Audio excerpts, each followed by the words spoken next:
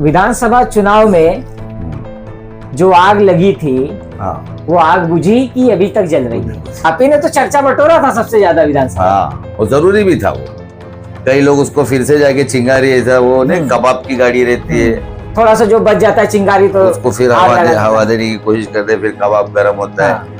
मगर हमारा साहब कबाब नहीं है ना, बार बार गर्म नहीं होंगे। जब लोग कह रहे हैं कि भाई देखिए आप बोल रहे बुझ गई है, तो यहाँ की बुझी हो, यहाँ की जल रही हो आग। हाँ, ये हो सकता है, मगर मेरे हिसाब से हो सकता है, मतलब आप बता रहे कि नहीं है अभी भी जल रही है थोड़ा।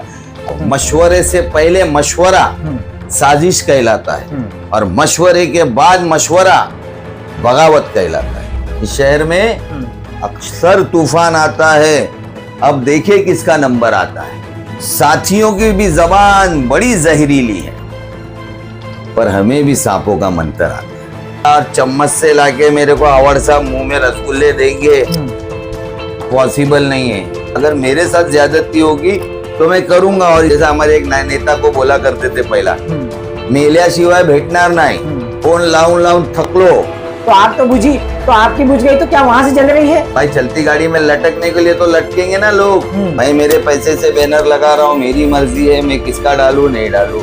आप तो पद में बड़े हो गए अब, जो विधानसभा में आपको पद में भी बड़े हैं, हम कद में भी बड़े हैं, और हम सीनियरिटी में भी बड़े हैं। बाटा को बाय बाय करने वाला अजीज बाटा। अब के लोग जो है वो कहीं ना कहीं अपनी बात मनवाने के लिए आंसू निकालते हैं, इस तरीके का काम करते हैं। तो विनोद भाई भी ये इस तरीके का काम किया कि मुमरा में जिस दिन अव्वल साहब को टिकट मिली, सबसे पहला पटाखे फोड़ने वाला अजीज बाटा था। भी देखो नजीब भाई का साथ का कितना याराना, कितना याराना। नजीब के घर के संबंध है, साहब की बेटी गोद में खेली है, बगून बसायचा, काय चालले ते बगून बसायचा। यूनुस भाई एकदम निश्चिंत है, क्योंकि लोग कह रहे कि भाई यूनुस भाई ने अपना जलवा विधानसभा में दिखा दिया। बाकी सब जो कार्यकर्ता एनसीपी एसपी के आपस में भिड़ंत चालू है, मुझे मिलेगा नहीं मुझे मिलेगा। यूनुस भाई को पूरा भरोसा है कि टिकट मिलेगा ही मिलेगा। गलती कर दी है उन्होंने, तो गलती को मैंने दुरुस्त किया। भाइयों के झगड़े के बीच में शमीम खान और यूनुस, शमीम भाई अपना खारा कमा रहा है ना करोड़ों में, हम अपना खारे कमा रहे लाखों में। साइड में जो चाय से ज्यादा प्याली गर्म होती है ना, भाई शमीम भाई, अभी भाई भाई आ गया ना आगे। तो जो केटली है वो शमीम भाई को अलग गर्म करती है, आवाज सबको अलग गर्म करती है क्या? नहीं क्या नहीं, वो अलग अलग है क्या? नहीं, वो केटली जो है शमीम खान को गर्म करती है, आवाज सब गर्म नहीं होती। आवाज सब तो बीच में फंसे हुए हैं। साहेबांना कधी विचारा तुम्ही, हिनुज शेखने पैसे घेतले का 2009ला, नंतर 14ला, नंतर 17ला? कधीच घेतले का 10 रुपये? कधीच नहीं। बुरे वक्त जरा संभल के, वक्त बदलने को वक्त नहीं लगता। वो झगड़े के बाद मेरे अंदर जो जोश आया था ना विधानसभा में काम करने का, फ्रंट लाइन पे आके काम किया। तो आप ये मानते हैं कि तोरण से लोग परेशान नहीं है? नहीं, परेशान है लोग। तो आंदोलन सबसे ज्यादा निकालने वाली एनसीपी एसपी, कोई क्या कर लेता है, कोई क्या कर लेता है। और एक शख्स ऐसा है जिसका नाम शमीम खान है, जो ये बोल रहा है कि मेरी लाश पे से, तो उनके जुमलेबाजी थी मेरी। अच्छा, तो फिर आप ऐसी बात करेंगे तो सीधा अब लोग उनसे जाके सवाल करेंगे ऑफिस में कि जितनी तुम्हारी बातें वो सब जुमलेबाजी थी। तो मतलब टोरेंट वाले सीरियस नहीं लिए शमीम भाई को? नहीं, टोरेंट शमीम खान को सीरियस नहीं लेता। आप बोले ना, टोरेंट किसी को सीरियस नहीं लेता है, आवाज साहब को भी नहीं। साहब यूनुस भाई जाइए ना टोरेंट में, आप बोलिए कि हमारे मुमरा कलवा के विधानसभा अध्यक्ष शमीम खान है, इनकी भी बातों को सीरियस लीजिए। बोला, मैं बोल चुका हूँ।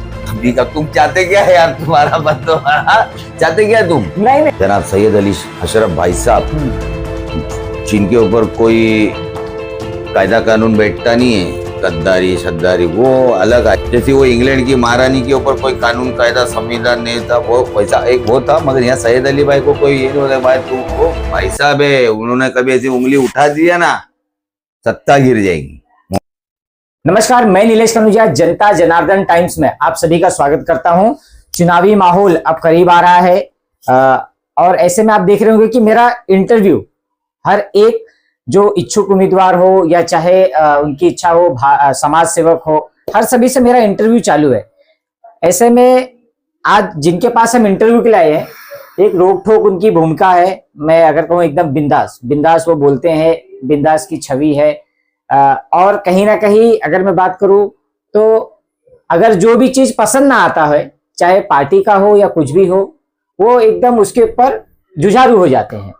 तो मैं बात कर रहा हूँ यूनुस शेख की। यूनुस शेख के पास हम आए हैं, आज इनसे हम बात करेंगे महानगर पालिका चुनाव को लेकर, हम बात करेंगे मुंब्रा के विकास को लेकर, हम बात करेंगे इनके किस्मत कॉलोनी का जो पट्टा है, अवार्ड है, उसकी हम बात करेंगे।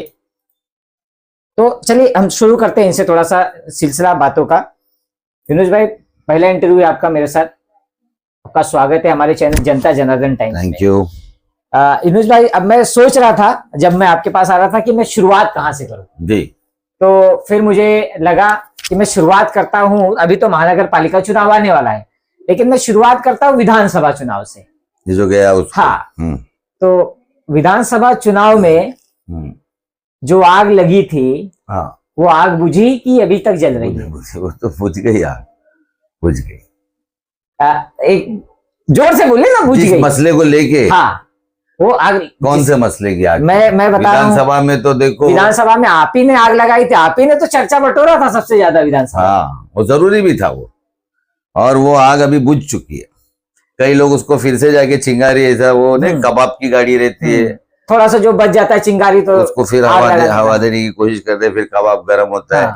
मगर हमारा सब कबाब नहीं है ना, बार बार गर्म नहीं होंगे वो समझ गए। वो उस टाइम आग लगी थी और वो उसी टाइम इलेक्शन के दौर में बुझी। इसलिए इसका सबूत ये है कि मैंने मेरे क्षेत्र से, मेरा वार्ड से मैंने 97% वोटिंग करवाया हमारी पार्टी के लिए, मतलब जितेंद्र वाड़ जी के लिए। हाँ बिल्कुल। आपने कहा जो है आग बुझ गई है। हाँ। अगर आग बुझ गई है तो ये भी बताइए, आग कहाँ की बुझी है? आग यहाँ की बुझी है कि यहाँ की बुझी? अब लोग कह रहे हैं कि भाई देखिए, आप बोल रहे हैं बुझ गई है तो यहाँ की बुझी हो, यहाँ की जल रही हो आग। हाँ, ये हो सकता है, मगर मेरे हिसाब से हो सकता है, मतलब आप बता रहे कि नहीं है अभी भी हाँ। जल रही है थोड़ा। अभी कैसा है मालूम है, मेरी आग बुझ गई। हाँ। मेरी अपनी आग बुझ गई, क्योंकि मैं स्ट्रेट फॉरवर्ड आदमी हूँ। हाँ। मुझे मरने की बात की जिंदगी पे यकीन है कि हमको मर के उठना है। जो ऊपर वाला हमको माँ के पेट में पैदा कर सकता है, वो मारने के बाद फिर जिंदा कर सकता है, ये उसकी मसलियत है और वो कर सकता है और हमसे हिसाब लेगा। तो हमारे में ये है कि दिलों में कीना नहीं रखना है, हसद नहीं रखना है। अगर किसी से समझौता और वो दिल से हो रहा है, उसके बाद आप वापस से दिल में रखते हो तो आप गुनहगार हो। मशवरे से पहले मशवरा साजिश कहलाता है और मशवरे के बाद मशवरा बगावत कहलाता है। तो ये इसी तरीके की बात है कि अगर एक बार एक बात तय हो गई, सब फना फिल्ला खत्म, उसके बाद अगर कोई रखता है तो वो अपने लिए ही कुआं खोद रहा है। समझ रहे? ये मेरा मानना है। मेरा दिल साफ है, ना मेरी पार्टी के पदाधिकारियों के लिए मेरे दिल में कुछ मैंने रखा। मैं यूं बोलता हूं, मैं सच्चाई पे बात करता हूं। मैंने आज से कई साल, 1-2 साल पहले डॉक्टर शाह पे आवाज उठाया था कि भाई, मुमताज शाह पे, मेरा दोस्त है, चाय वाय पीते हम लोग साथ में, अभी भी मिलता है कभी, क्या रे कैसा है तू, ये वो सब चलते रहता हम लोग, वो एक अलग चीज है। मगर मैंने बोला, पार्टी के पूरी एक लॉबी मेरे खिलाफ उसमें आवाज उठाने लगी कि आप कौन होते हो, सर्टिफिकेट देने वाले, ये कौन होते हैं, वो कौन होते हैं, दुनिया भर की बातें लोगों ने किए। तो देखो, ये ऐसा है कि आजकल बहुत वो कौन से तो शायर है, उनके बहुत शेर जो है ना चल रहे कि इस शहर में अक्सर तूफान आता है, इस शहर में अक्सर तूफान आता है, अब देखिए किसका नंबर आता है।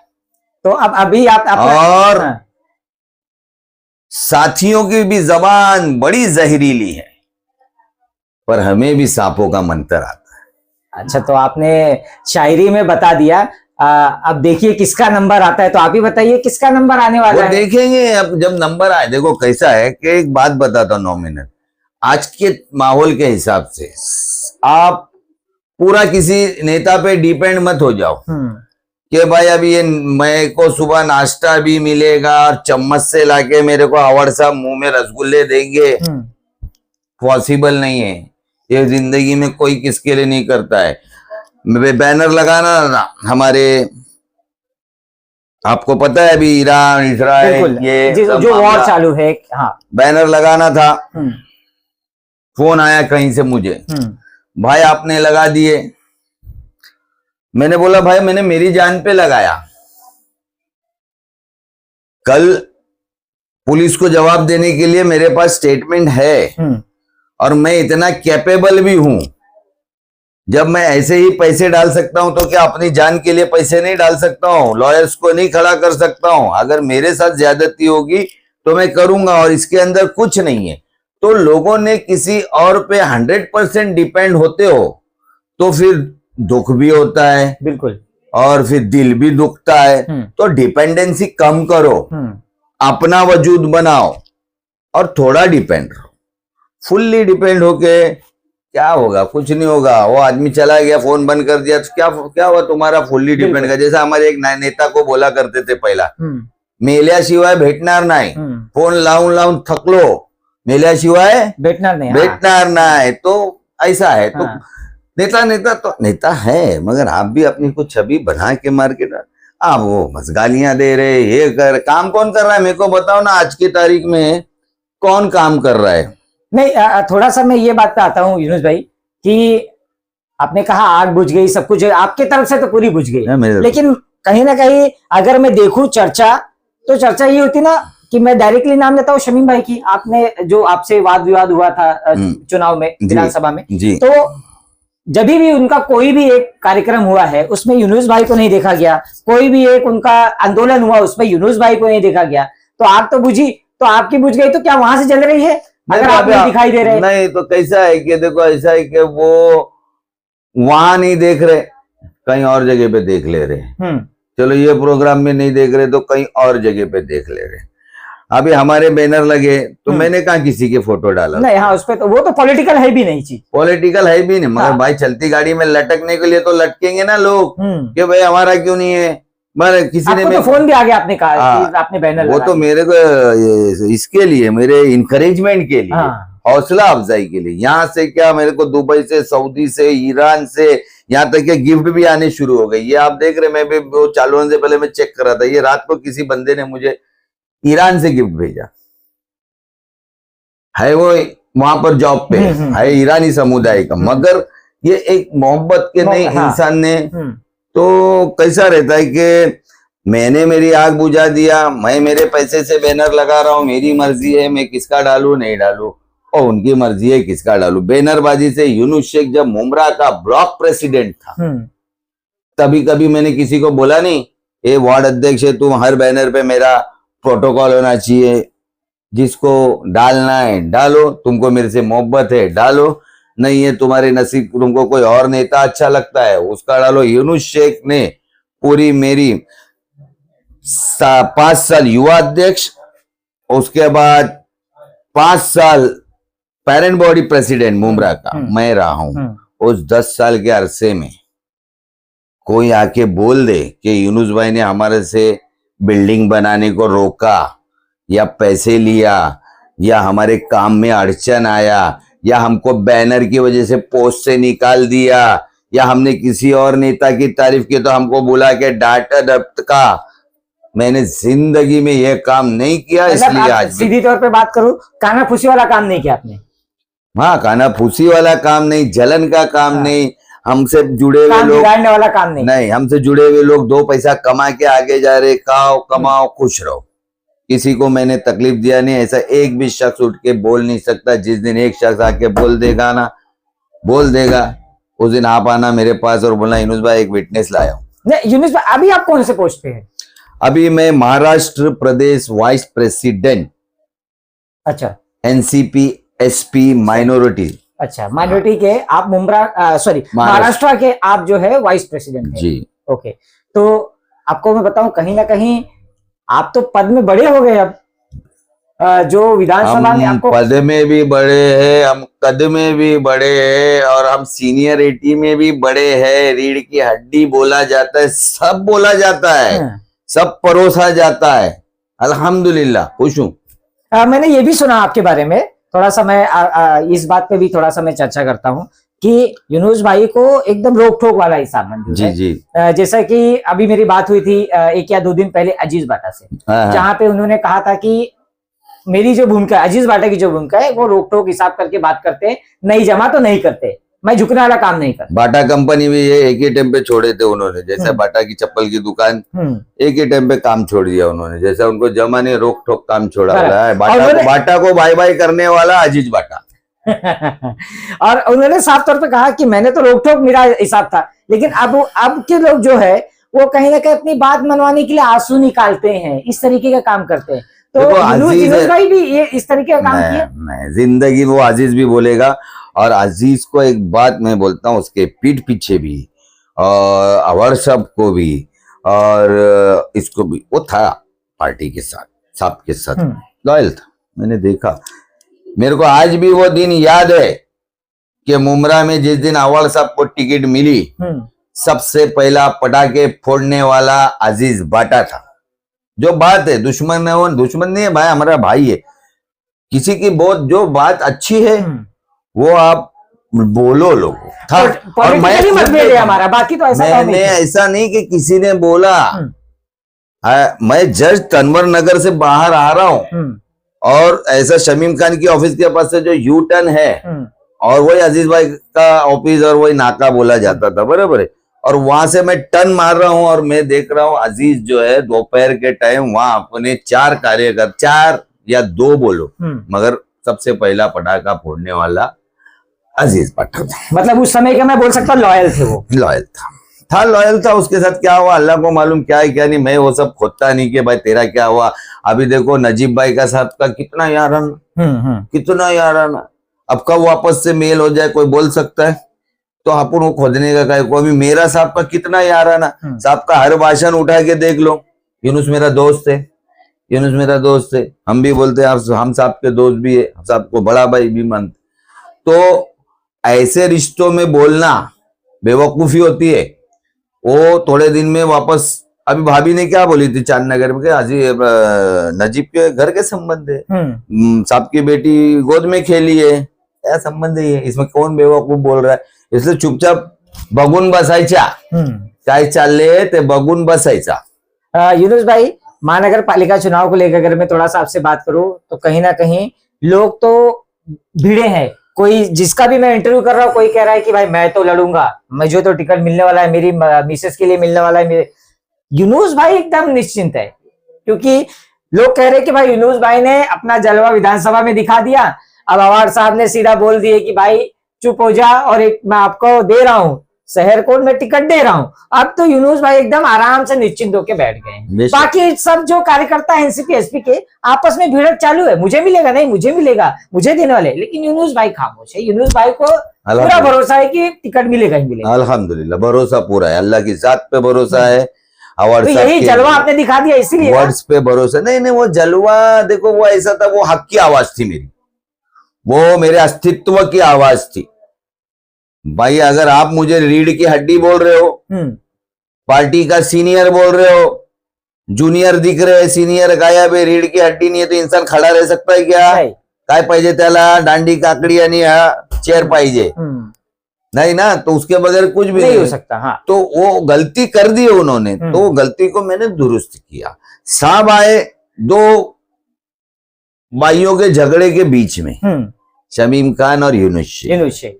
हालांकि झगड़ा क्या है, मेरे को एक बात बताओ, शमीम भाई अपना खा रहा कमा रहा ना करोड़ों में, हम अपना खा रहे कमा रहे लाखों में, बराबर है ना। वो हमारे बीच में कभी आते धंधे पानी झगड़ा भाई दुनिया में लड़ाई यही चीज की है ना, जर जमीन जेवर और जन।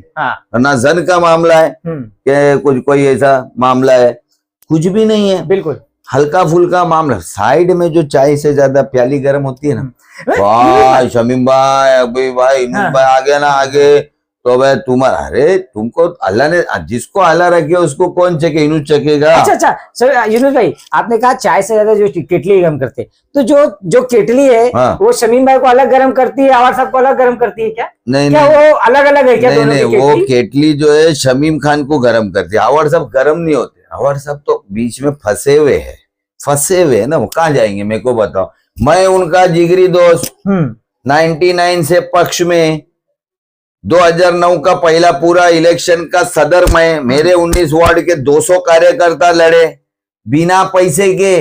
विचार कर साहेबांना, कधी विचारा तुम्ही, यूनुस शेखने पैसे घेतले का 2009 ला, नंतर 14ला, 14ला, नंतर 19ला. 17ला. हाँ. कधीच घेतले का 10 रुपये? कधीच नहीं. तो हम बोलने का हक रखता है ना, फिर क्यों नहीं रखेगा? और आपके बाद आए जो आए हैं, हमारे बाद आए, 14 में आए, हमने इज्जत दी, रिस्पेक्ट दी, और आज माहौल हो गया. अभी कैसा विधानसभा गया, साफ जीत गए. महाराष्ट्र प्रदेश में हमारी सरकार नहीं आई. हाँ. ये एक बैड लक है, जो भी समझो. नहीं तो आज क्या था, माहौल अलग ही था. और देखो, बुरे वक्त जरा संभल के, वक्त बदलने को वक्त नहीं लगता. तो लोग समझ, वक्त का भी हवाड़ साहब है, वो कभी कहां से कौन सा लाके ऐसा सिक्का ठप करके देगा, फिर देखो कैसा सलामी ठोकते आते लोग. तो हम जगह नहीं बदलते. आंधी आए, तूफान आए, हम एक ही जगह है. फिर लड़े ना भाई, तूफान आया तो तूफान में लड़े भी अपनों से और आगे खड़े भी रहे थे. वो झगड़े के बाद मेरे अंदर जो जोश आया था ना विधानसभा में काम करने का, फ्रंट लाइन पे आके काम किया मैंने. 97% वोट मेरे पूरे क्षेत्र से साहब को गिरा है. और अपोजिशन की एक भी ऑफिस वहां पर नहीं खुली. तो इससे बड़ा सबूत क्या है? इससे बड़ा कोई सबूत नहीं है. थोड़ा सा मैं ये विषय पे बात करता हूँ कि विकास को लेकर थोड़ा सा मैं टोरेंट के मुद्दे पे आता हूँ. सारे मुद्दे पे आओ, कोई टोरेंट के मुद्दे पे आपने ही कहीं एक पत्रकार को ये भी कहा था कि देखो कोई जाता है साखली लगा लेगा, ये कर लेगा. आपके एरिया वाले कोई बोल रहा था कि देखो भाई किसी की लाश निकलने वाली है टोरेंट पे. तो टोरेंट के मुद्दे पे आता हूँ. टोरेंट पे अभी जो है कोई बात नहीं कर रहा. एनसीपी, एसपी या चाहे एनसीपी हो, कोई बात नहीं कर रहा. एनसीपी ने साफ तौर पे ये कह दिया कि अगर टोरेंट अगर ज्यादा परेशान करती लोगों को तो कहीं ना कहीं वो नजीब मुल्ला को चुन के लाते. तो टोरेंट परेशान नहीं कर रही है, इसलिए लोगों ने आवार साहब को चुना. तो आप ये मानते हैं टोरेंट से लोग परेशान नहीं है? नहीं, परेशान है लोग. तो परेशान है तो कहीं ना कहीं मीटर के चार्जेस 2000 से लगभग 8000 हो गया है. तो इस पे कहीं कोई कुछ नहीं बोल रहा है. और आंदोलन सबसे ज्यादा निकालने वाली एनसीपी, एसपी. कोई क्या कर लेता है, कोई क्या कर लेता है, कोई बोल रहा मेरी लाश पे से चली जाएगी. अब क्यों नहीं जा रहे भाई? अब क्या हो गया? टोरेंट खत्म हो गई क्या? नहीं, टोरेंट है.